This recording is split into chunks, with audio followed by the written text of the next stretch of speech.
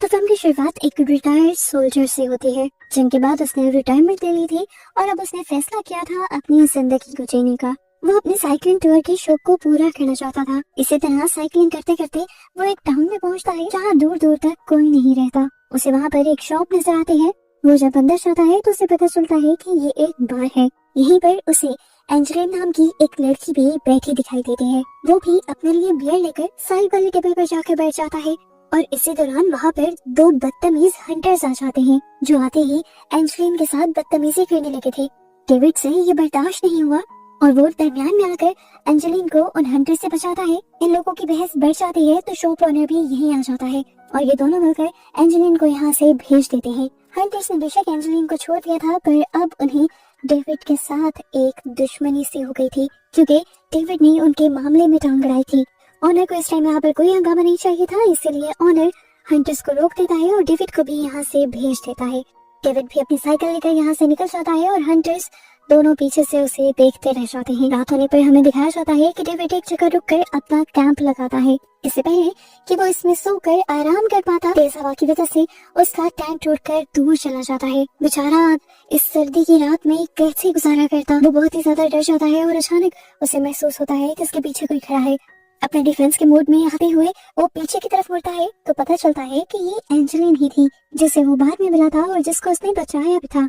Angeline यहाँ उसे बताती है कि मैं भी तुम्हारी तरह यहाँ पर एक विजिटर हूँ। वो उसे अपने लगाए हुए कैंप में ले जाती है, जिससे डेविड भी खुश हो जाता है क्योंकि फाइनली उसे रात गुजारने का एक ठिकाना मिल गया था। ये दोनों अब अपनी अपनी लाइफ के बारे में बातें करते हैं। एंजेलिन बताती है कि उसने इस जगह के बारे में पहले बहुत ज्यादा सुन रखा था। इस जगह को शैडो का नाम दिया गया है और माना जाता है कि यहाँ पर बहुत कुछ अननेचुरल हुआ है। इसी वजह से वो इस जगह को विजिट करने के लिए आई थी। जबकि डेविड बताता है कि वो पहले एक सोल्जर हुआ करता था। उसका ख्वाब था एक साइकिलिंग टूर का और वही पूरा करते करते वो यहाँ तक पहुँचा था। डेविड उसे ये भी बताता है कि वो पिछले कई सालों से इराक में एक जंग के पॉइंट पर था। ये सुनकर एंजेलिन भी एक्साइटेड हो जाती है और उसे बताती है कि इस जगह पर भी ऐसा ही कुछ हुआ था। सुनने को मिलता है कि इस जगह के नीचे एक माइन है और वर्ल्ड वॉर के टाइम पर उस माइन के अंदर बहुत से मासूम लोगों ने पनाह ली हुई थी, पर फौजियों ने उस माइन के अंदर ग्रेनेड फेंककर उस माइन को भस्म कर दिया और वहाँ पर मौजूद सभी लोग जलकर मारे गए। मरने वालों में बच्चे, बूढ़े, औरतें सभी लोग थे और अब यही माना जाता है कि उन सब लोगों की सोल्स यहीं पर फंस कर रह गई हैं। इसी वजह से इस जगह का नाम द शैडो पर क्या है। एंजेलिना से ये भी बताती है कि मैंने तो ये भी सुन रखा है कि जो भी यहाँ पर आता है वो यहाँ से लौट कर नहीं जाता और इसी चीज की सच्चाई जानने के लिए मैं खुद यहाँ पर आई हूँ। एंजेलिन ये बातें सुनकर डेविड की तो नींद ही उड़ गई। उसे ऐसी चीजों से बहुत ज्यादा डर लगा करता था। फिर एंजेलिन उसे हौसला देती है और वो दोनों सो जाते हैं। सुबह को जब डेविड की आंख खुली तो उसने देखा कि एंजेलिन उसके पास नहीं थी। वो बाहर निकला तो उसने देखा कि दूर क्लिफ पर एंजेलिन सनराइज एंजॉय कर रही थी। वो भी ये नजारा देखने के लिए एंजेलिन के पास ही चला गया। काफी देर ये लोग यहीं पर बातें करते हैं, एंजॉय करते हैं, नाश्ता वगैरह करते हैं और फिर अपनी साइकिल्स लेकर यहाँ से निकल जाते हैं। जंगल में से गुजरते हुए इन्हें हिरन भी दिखाई देते हैं, जिन्हें देखने के लिए ये वहीं पर खड़े हो जाते हैं। ये जंगल, ये नजारा, ये सब कुछ बहुत ज्यादा खूबसूरत था, पर अचानक ही इनकी ये सारी खूबसूरती डर में बदल जाती है जब एंजेलिन नोटिस करती है कि वो शिकारी यहाँ पर आ गए थे और उन बेचारे हिरणों को मारने वाले थे। उनको बचाने के लिए एंजेलिन शोर मचाती है और हिरन ठीक निशाना लगने से पहले भाग जाती है और बच जाती है। वो शिकारी जब देखते हैं कि ये सब कुछ भी किया था एंजेलिन का है तो उन्हें एंजेलिन पर और भी ज्यादा गुस्सा आ जाता है। एक तो कल वाली बेइज्जती, ऊपर से आज भी एंजेलिन और डेविड ने उनका काम खराब कर दिया था, तो इसलिए ये लोग अपनी गाड़ी में बैठकर उनके पीछे पड़ जाते हैं। इनके साथ इनका एक डॉग भी था। एंजेलिन और डेविड भी जानते थे कि ये आदमी अब इन्हें नहीं छोड़ेंगे। वो भी तेज से साइकिल चलाते हुए इनसे बचते हुए आगे बढ़ रहे थे, लेकिन भागते भागते एंजेलिन की साइकिल लड़खड़ा जाती है और गिर जाती है। एंजेलिन के पांव पर चोट लगती है। डेविड जो काफी आगे निकल गया था, एंजेलिन को पीछे ना आता देखकर वो एंजेलिन को बचाने के लिए आता है और देखता है कि उनकी कार भी इन लोगों के काफी करीब आ गई थी। शिकारी इन्हें देखते ही इनके ऊपर गोलियां चलाना शुरू कर देते हैं और एक गोली डेविड के हाथ पर भी लग जाती है। ये देखकर डेविड को गुस्सा आता है और वो जमीन से एक पत्थर उठाकर इनकी विंडशील्ड पर मारता है, जिसकी वजह से इनकी गाड़ी पलट जाती है और डेविड और एंजेलिन को यहाँ से भागने का मौका मिल जाता है। ये लोग आखिर काफी दूर निकल जाते हैं। इन्हें लगता है कि अब वो उनका पीछा नहीं करेंगे, ये लोग सेफ हैं। इसीलिए ये लोग नदी किनारे बैठकर सबसे पहले डेविड का जख्म साफ करते हैं। उसको फर्स्ट एड देने के बाद ये दोनों रिलैक्स होकर वहाँ पर बैठे ही हुए थे तो अचानक उन्होंने डॉग के भौंकने की आवाज सुनी। ये उन्हें शिकारियों के डॉग थे। शिकारियों ने उनका पीछा छोड़ा नहीं था। उन्हें पकड़ने के लिए अपने डॉग को लिए वो यहाँ आ गए थे। डॉग इन्हें सूंघता हुआ इन तक पहुँच जाता है और आते ही एक शिकारी उस डेविड को नीचे गिराकर उसके ऊपर गन तान देता है, जबकि उसका दूसरा साथी एंजेलिन के साथ बदतमीजी करना शुरू कर देता है। डेविड भी कुछ नहीं कर पा रहा था क्योंकि पहले आदमी ने बुरी तरह से उसे पकड़ा हुआ था। यहाँ एंजेलिन अपनी पॉकेट से एक स्प्रे निकालने में कामयाब हो जाती है और पहले वाली हंटर की आंखों में मार देती है, जिसकी वजह से उसे भागने का मौका मिल जाता है और यहाँ पर उनका डॉग भी बिफर जाता है। वो हंटर अपने डॉग को कंट्रोल करने की कोशिश करते हैं तो इस तरह डेविड भी अपनी जान बचाकर वहाँ से भाग जाता है। ये दोनों अपनी साइकिल लिए काफी आगे निकल गए थे पर सामान इनका यहीं छूट गया था और वो डॉग अब इन दोनों के पीछे पड़ चुका था। काफी देर तक तो डॉग उनका पीछा करता रहा पर अचानक ही डॉग ने आगे जाना बंद कर दिया। आगे वाली उस जगह में अजीब सी धुंध थी और अजीब सी वाइब थी उस जगह की। डॉग भी अगर वहाँ नहीं गया तो ये साफ है कि वो एक हॉन्टेड जगह है। असल में यही वो शेडो एरिया है जिसके बारे में एंजेलिन ने बताया था डेविड को। इसी के नीचे वो माइन थी जहाँ पर बहुत सारे मासूम बच्चों, औरतों और बूढ़े लोगों को मारा गया था। डॉग तो यहाँ आगे नहीं जाता लेकिन अपने डॉग को देखकर हंटर और समझ जाते हैं कि वो दोनों इसी जगह के अंदर गए होंगे। वो भी उन दोनों के साथ चले जाते हैं। ये दोनों हंटर्स डेविड और एंजेलिन को ढूंढ नहीं पाते और काफी देर तक भटक भटक कर फिर ये फैसला करते हैं कि ये दोनों अलग अलग रास्ते पर जाकर उन दोनों को ढूंढेंगे। पर यहाँ पर सब कुछ बहुत अजीब था। यहाँ उनका कंपास काम नहीं कर रहा था। जगह जगह दरख्तों पे खून लगा था जिसे इन लोगों ने नोटिस ही नहीं किया।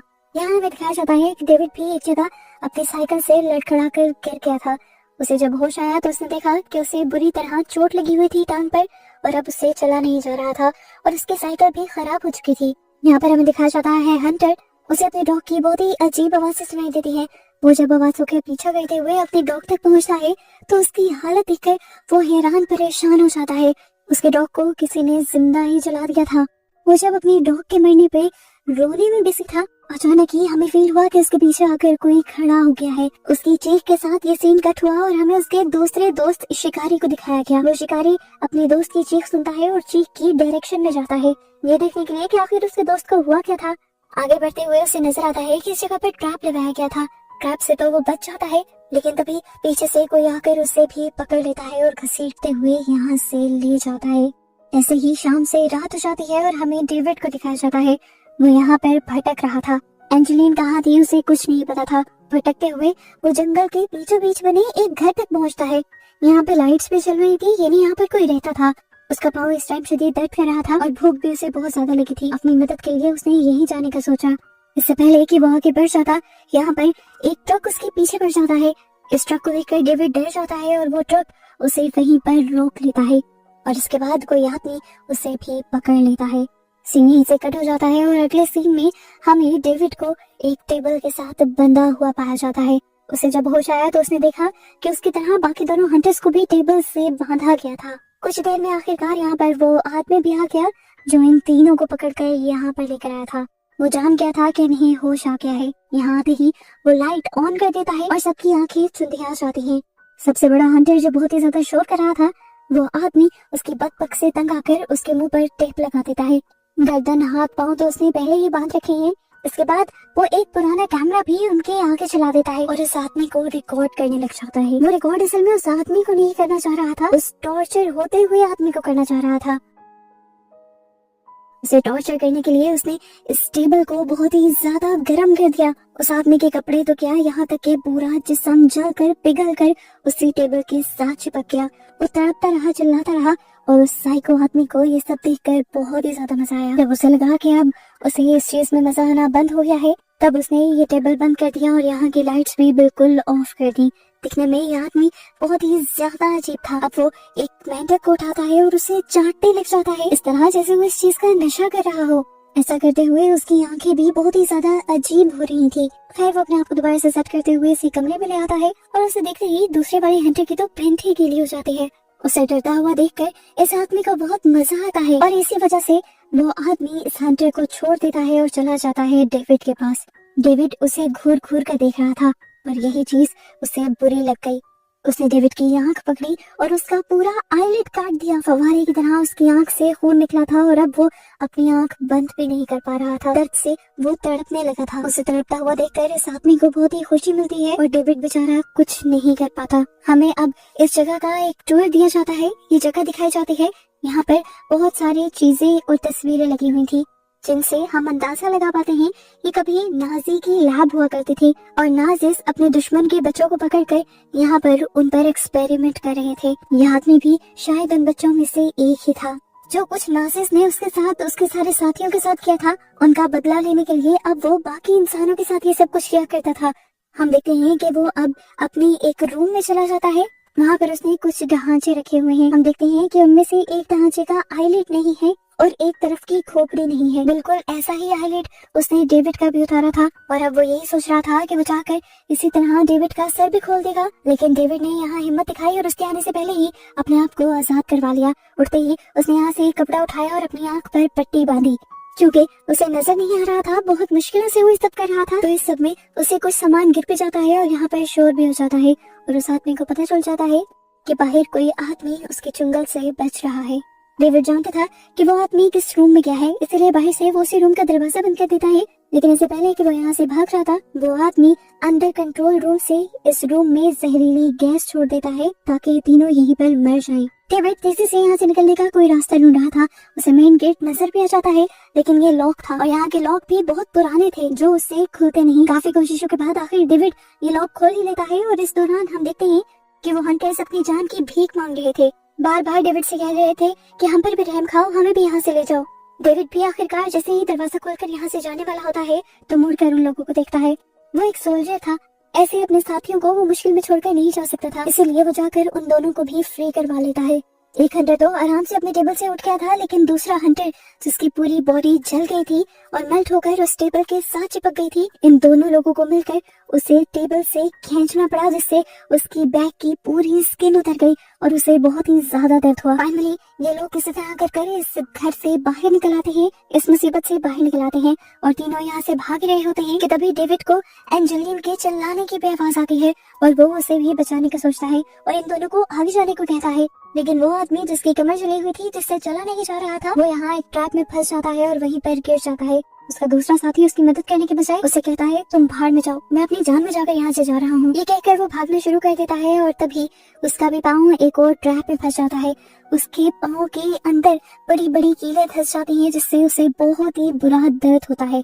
यहाँ पहले वाला हंटर जो एक दरख्त के पास गिर गया था, वो आदमी अब उन्हें पकड़ने के लिए पीछे आ गया था। वो गाड़ी से उनका पीछा करना चाहता था, लेकिन जैसे ही उस आदमी को हंटर दरख्त के पास बैठा हुआ मिला तो उसने अपनी इस गाड़ी से ही हंटर को कुचल कर मार दिया। अब वो आदमी जो जोर जोर से चिल्ला रहा था अपने पाँव के दर्द की वजह से, वो हंटर गाड़ी से उतरकर एक अजीब सा चाकू लेते हुए उसके पास आया और उसने एक ही बार में उसकी गर्दन कुछ इस तरह से काटी कि उसका सर धड़ से अलग हो गया। और अब वो अपने तीसरे शिकार को ढूंढने में बिजी हो गया था, जो था डेविड। डेविड उसी घर के अंदर चला गया था क्योंकि उसे एंजेलिन को बचाना था। इस घर के अंदर देखता है कि यहाँ पर बहुत ही एडवांस किस्म की लैब थी। अगर ये नाजिस के जमाने की भी थी तो वो समझ गया कि नाजिस भी कोई बहुत ही बड़ा एक्सपेरिमेंट कर रहे थे। वो यहाँ पर एक रूम में जाता है जहाँ पर एक प्रोजेक्टर चला हुआ था। वो देखता है कि यह आदमी बहुत ही पुराने टाइम से लोगों को टॉर्चर कर रहा है और सबकी उसी तरह वीडियो बनाता है जिस तरह उसने पहले वाले हंटर की बनाई थी और सबको यहाँ पर इकट्ठा करके भी रखता है। वो इन सारी चीजों को अभी वो इसे देख ही रहा था कि पीछे से उसे दरवाजा बंद होने की आवाज आई। उसने देखा कि वो आदमी यहीं पर आ गया था। डेविड उसे बचकर यहाँ से भागने की कोशिश करता है और उसे वो जगह भी मिल जाती है जहाँ पर उस आदमी ने एंजेलिन को बांधा हुआ था। वो जब उस जगह के अंदर गया तो उसने वहाँ देखा कि यहाँ पर बहुत सारे लोग थे जो मरे हुए थे, जले हुए थे। सभी जली हुई बॉडीज को इस आदमी ने वहाँ पर बिठाया हुआ था, इस तरह जिस तरह वो जिंदगी के नॉर्मल काम कर रही हो, और उन्हें कपड़े वगैरह पहना कर सजाया भी हुआ था। साफ जाहिर था कि ये आदमी एक साइको है। यहीं पर डेविड को एंजेलिन का लॉकेट भी मिल जाता है। इस लॉकेट को देखकर अभी वो सोच रहा था कि एंजेलिन किस तरफ गई होगी। ये अचानक से इसे लॉकेट के अंदर उसे वो आदमी दिखाई दे गया। इससे पहले कि वो आदमी उस पर हमला कर देता, डेविड इससे पहले उसके ऊपर हमला करता है। यहाँ पर पड़ी हुई एक बंदूक जिसके आगे चाकू लगा हुआ था, वो उसके अंदर स्टैब कर देता है और अपनी तरफ से उसे मार कर आगे बढ़ जाता है। पर पीछे से हमें दिखाया गया कि उस आदमी की आंखें अभी भी खुली हुई थी और वो सांस भी ले रहा था, यानी वो मरा नहीं था। डेविड जो अब सीढ़ियों के जरिए ऊपर चढ़ रहा था, एंजेलिन की आवाज की तरफ बढ़ने की कोशिश कर रहा था। वो आदमी तभी अचानक पीछे से आकर एक हुक के जरिए उसे दोबारा पकड़ लेता है और गिराकर बेहोश कर देता है। अब की बार जब डेविड को होश आया तो यहाँ का सारा नजारा ही बदला हुआ था। वो इस टाइम एक बहुत ही रोशन लैब के अंदर था और पहले की तरह ही टेबल पर लेटा हुआ था। इस टाइम उसकी पूरी बॉडी पर पट्टियां हुई भी थी।